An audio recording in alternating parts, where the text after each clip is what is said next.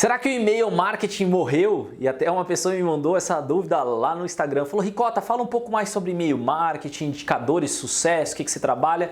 Mas aí a pessoa terminou, mas será que o e-mail marketing ainda funciona? Na verdade, o e-mail morreu?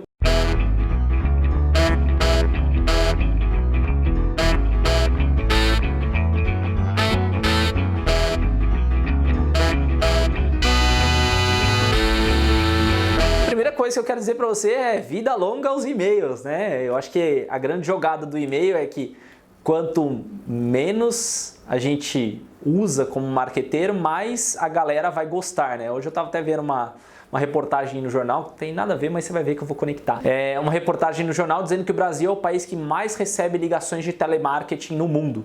Tem uns dados lá específicos, mas a gente recebe no mundo inteiro mais intromissões, né? Ou seja, a gente, como marketing, mesmo que seja um marketing agressivo, seja um contato agressivo, a gente estragou o canal do telefone. Assim como o canal da SMS foi estragado também pela essa sequência abusiva de mandar mensagem e tudo mais. Assim como, entre aspas, assim que o WhatsApp liberar a sua API para muita gente, a gente vai estragar o WhatsApp também. É inevitável. Quando a gente vê um canal onde a pessoa tem atenção para aquele canal, quem trabalha com marketing ou vendas quer simplesmente concentrar todos os seus esforços, assim como a gente destruiu com o Messenger, né? Hoje as pessoas mal olham o Messenger, por quê? Porque tem tanto bot lá que você não sabe se está falando com a pessoa ou não. Mas a gente tem o costume de estragar os canais e o e-mail foi um deles e é um deles, na verdade. Ele é um canal transacional, na maioria das vezes.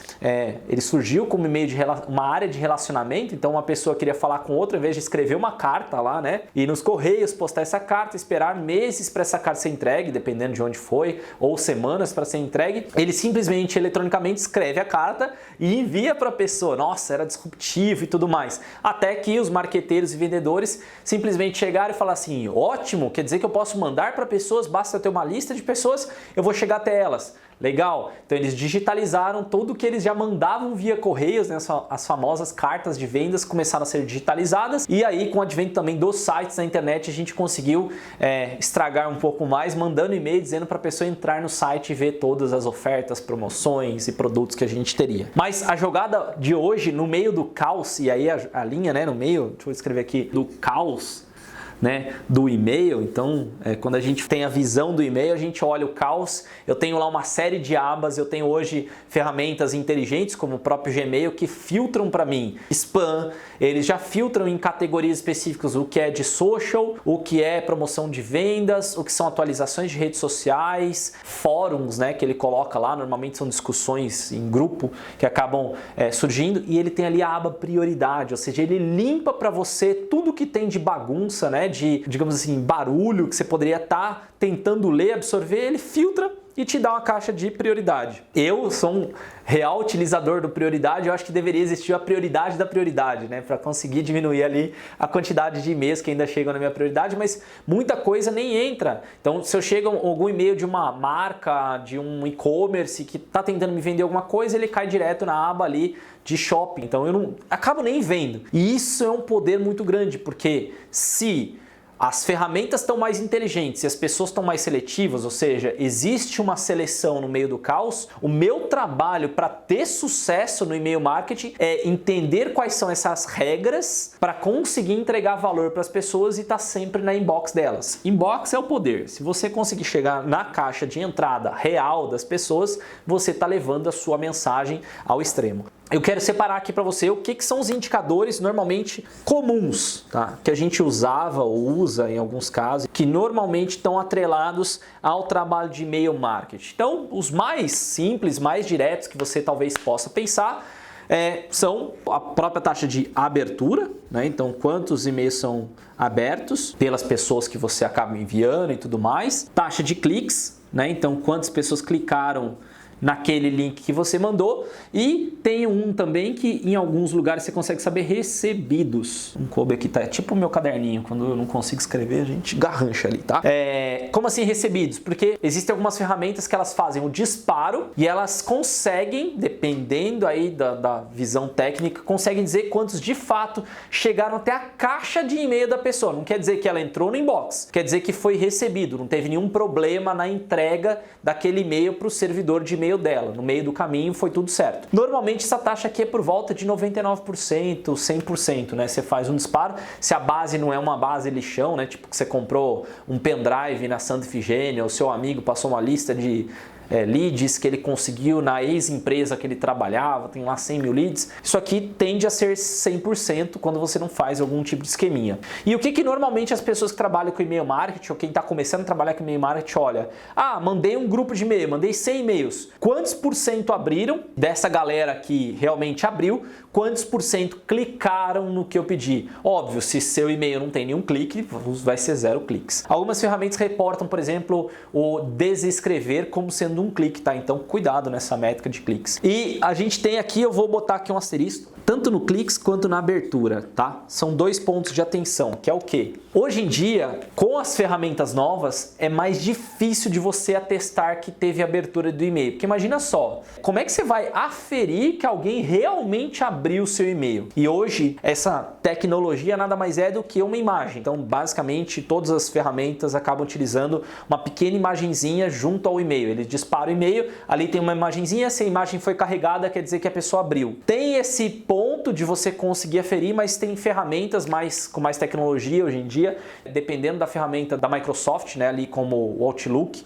Em alguns casos, ele pré-carrega a imagem, salva no servidor dele e você não sabe que a pessoa realmente abriu o e-mail. Então tem que tomar muito cuidado ainda assim com esse número, e eu prefiro muito mais os cliques, porque o clique ele é aferido quando a pessoa realmente, né, obviamente, clicou no link, e o link, ele não é um link direto para onde você mandou. Por exemplo, vou abrir lá o mestreacademy.com. Dentro do corpo do e-mail não está escrito Mestre Academy, ele está lá um endereço onde o meu sistema de envio de e-mail reconhece quando alguém passa por ele. Ele faz um redirecionamento lá, ele computa que uma pessoa passou. E aí sim ele diz, olha, passou uma pessoa por aqui. Eu posso dizer que teve um clique sim. Então para mim, o clique de todos esses aqui é o mais forte, né? Quando eu mando, obviamente, uma campanha com um link. Né? Então, fiz um disparo, quantos por cento dessa base clicou? Porque, obviamente, se a pessoa clicou, ela abriu. Então, você tem uma taxa de abertura maior, depois uma taxa, é natural que a taxa de clique seja menor, e não tem um benchmark específico. Cota, quantos por cento você acha bom de abertura e de clique? Não tem, não existe, não caia nessa falácia, eu vi um estudo assim, o meu amigo falou que é bom ter 20% de abertura, abaixo disso você está fazendo um trabalho horrível. Não, para mim o ponto é, você tem uma abertura hoje média, você tem uma taxa de cliques média. O que você pode fazer para melhorar isso? Então, em abertura, o que a pessoa faz antes de abrir? Título, assunto. Simplesmente a abertura está muito ligado ao assunto do e-mail que você vai mandar. Estou considerando que em todos os casos ele chegou no inbox. A gente vai falar um pouquinho mais sobre como chegar no inbox. Digamos que chegou no inbox. A linha aqui é simplesmente como você melhora o assunto. Já na parte de cliques é como você escreve a copy do seu e-mail. Então se o link estiver mais para baixo, mais para cima, se você não tiver uma história cativante para levar a pessoa aquele raciocínio, ela não vai clicar. E obviamente se o conteúdo for fraco, se ele for desconectado com o que a pessoa quer, provavelmente ela não vai clicar. Por exemplo, eu vou vender peruca pra mim. Eu não preciso nesse momento, eu não tô precisando de uma peruca, a não ser que eu vá fazer algum vídeo engraçado aqui. Mas eu não clicaria num link de uma peruca, ou ainda, sei lá, vai me oferecer uma roupa feminina. Não é o que eu busco pra mim, então eu não vou comprar, sei lá, eu já comprei presentes pra minha esposa e eu fico recebendo e-mail marketing de todos os tipos de maquiagem, pra vocês terem ideia. Todos, sem exceção. Nenhuma me perguntou, nenhuma avaliou se eu estou clicando para continuar me enviando. Eles mandam mesmo assim. O meu comportamento faz com que a taxa de clique diminua. Por quê? Porque eu não estou interessado naquele material. Eu entrei lá naquele site para fazer uma compra, para um aniversário, para um Natal, para algum momento especial e acabou. Aí a gente entra em indicadores extras. E aqui vai a jogada. Esses indicadores extras aqui que você pode trabalhar quantas páginas, né, pensando na linha dos cliques aqui mais uma vez, page views da página que você indicou para clique. E aí você fala assim, nossa, mas não é a mesma coisa? Existe uma perda grande até de pessoas do número que é computado aqui como cliques, e quando você olha o page views, né, quantas pessoas realmente chegaram e carregaram aquela página completamente, existe uma quebra bem grande. Então eu gosto muito mais da métrica de page views através daquela campanha. Eu faço essa seleção lá no Google Analytics desse e-mail aqui disparado, né, ele tem uma marcaçãozinha específica, quantos page views que eu consegui, né, através dos cliques. Legal, de cliques eu consegui 600, page view você vai olhar lá, deu 400. Então o que mais conta, o que é mais certeiro é o page views. E se você usar ainda uma informação melhor, que é page views únicos. Por quê? Porque uma mesma pessoa pode clicar mais de uma vez. Se eu só olhar page view, eu vou estar olhando uma métrica talvez um pouco mais inflada. Eu gosto de olhar os únicos, porque eu tenho certeza de quantas pessoas realmente chegaram naquela página. Próximo item que você pode olhar, através também do page view e clique, vai derivar quantas conversões. Então, normalmente, né, uma campanha tem um foco em conversões, que eu consegui também através, né, da campanha. Por exemplo, lá no Hotmart, né, a gente faz muitos produtos, infoprodutos. No Mestre Academy a gente tem o Agência 10X, tem o curso SEO, curso de Analytics e tudo mais. Dentro do Hotmart, eu tenho uma visualização lá que chama Hotmart Analytics. Dentro do Hotmart Analytics eu consigo saber quais foram as campanhas de e-mail que mais me geraram conversões no meu produto. Então é exatamente isso que eu estou vendo. Eu também posso ver através do Google Analytics. Quantas pessoas viraram novamente um lead, compraram o meu produto ou converteram em uma ação que eu mandei para elas, por exemplo. Se eu mando um e-mail para minha base dizendo para elas baixarem tal e-book, eu vou olhar o Google Analytics e ver quantas conversões eu tive através daquela campanha de e-mail. Eu consigo saber isso lá, se eu configurar direitinho as metas lá do Google Analytics, né, os goals, eu consigo extrair essa informação. Então não passa a ser sobre abertura, mas sim sobre eficiência da minha ação de marketing. E por último, mas não menos importante, como eu estou falando de métricas extras, você pode entrar no detalhe e aí vai puxar muito essa parte aqui de recebidos inbox. Vou botar aqui aqui é outro e aqui um terceiro, que é a reputação do seu IP ou domínio. E aí a gente entra num aspecto mais técnico do seu e-mail. Então quando você envia o e-mail, além dele avaliar, né, a pessoa avaliar o título, o conteúdo e a ferramenta, sua ferramenta também de e-mail, ela avalia o que está escrito para saber se ela é promoção, se ela é atualização, se ela é fórum, se ela é interessante para o usuário. Você também é verificado com relação à origem do seu e-mail. Então ele vai olhar e vai falar assim, o seu domínio costuma enviar spam?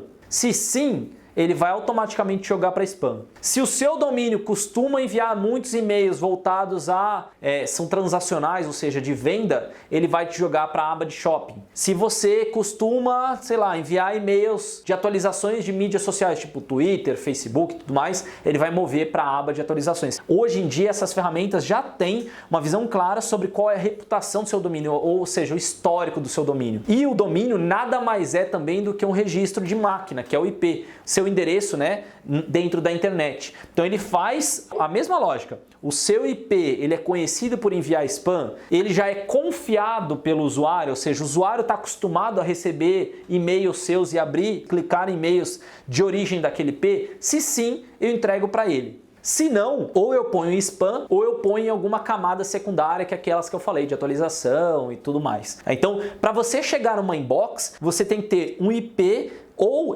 um domínio, né? Porque são duas avaliações que as ferramentas fazem, além de outros critérios específicos aqui que eu não estou olhando, tipo DKIM, SPF, que são configurações tradicionais de e-mail. Você precisa ter essa reputação muito limpa, muito organizada. Então, por exemplo, recentemente no Mestre Academy, eu comprei o IP dedicado, que a gente chama de IP dedicado. Eu parei de enviar e-mails junto com toda uma massa de pessoas lá dentro do RD Station. Se você é cliente do RD Station, é legal você saber que existe isso. Você pode adquirir um IP só para você. Por que eu quero esse tipo de coisa? Porque eu não quero ser manchado pela reputação de outras pessoas que praticam o envio de e-mail que é transacional, que é muito ligado a spam, desalinhado com o objetivo, para pessoas que não estão engajadas, tipo aquela marca, né, que eu falei, as marcas de maquiagem que ficam me mandando. Eu quero estar sozinho, ser o único detentor da responsabilidade. Então assim, olha, eu não estou andando com aquele bando lá não, sou só eu, mas ao mesmo tempo eu sou novo, então eu preciso aquecer esse IP, fazer as pessoas confiarem de novo, né, abrirem e clicarem em e-mails meus, para eu praticar envios mais massivos. E aí eu tenho mais chances de entrar numa caixa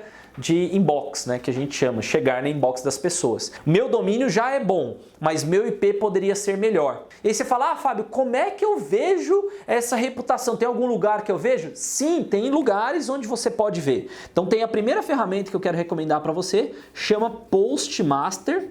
Tools. É uma ferramenta, olha quanto que custa. Nossa, é muito caro. Ela é gratuita, tá? Ela é uma ferramenta do próprio Google para você, onde, mais uma vez, se é uma ferramenta do Google, ele vai basear nos dados recebidos de usuários de Gmail, tá? Então não adianta falar, Fábio, mas lá considera e-mails do Hotmail? Não, porque é uma ferramenta do Google, ele tem dados das pessoas que usam o Gmail. Considera Gmail empresarial e tudo, considera tudo que o Google gerencia, tá? Tudo que chega nos servidores do Google. Então essa ferramenta, ela vai lá e te mostra se o IP que você está utilizando para fazer envio, ele vai lá, você tem que fazer uma autenticação e tudo mais, não vou entrar nesse mérito. Ele mostra para você, do seu IP, você está enviando de IPs considerados muito bons, que é uma barrinha verde, se eles são ok, que é uma barrinha amarela, e se eles são ruins, acho que tem ruim e tipo vermelho, que eu nunca vi na vida, mas tem, acho que é uma quarta camada, que é tipo lixão, assim. E por incrível que pareça, quando eu olhei numa das nossas linhas, às vezes a gente cai na faixa de IPs que são vermelhos, o primeiro nível de vermelho, e a gente normalmente está listado na camada amarela. Então o que isso quer dizer? O sistema, de ferramenta acaba de receber, ele faz, antes de olhar o texto, ele olha a reputação do domínio. E ele fala assim, esse domínio aqui normalmente às vezes manda os e-mails de spam, às vezes manda os e-mails ruins e aí eu não entro na inbox da pessoa.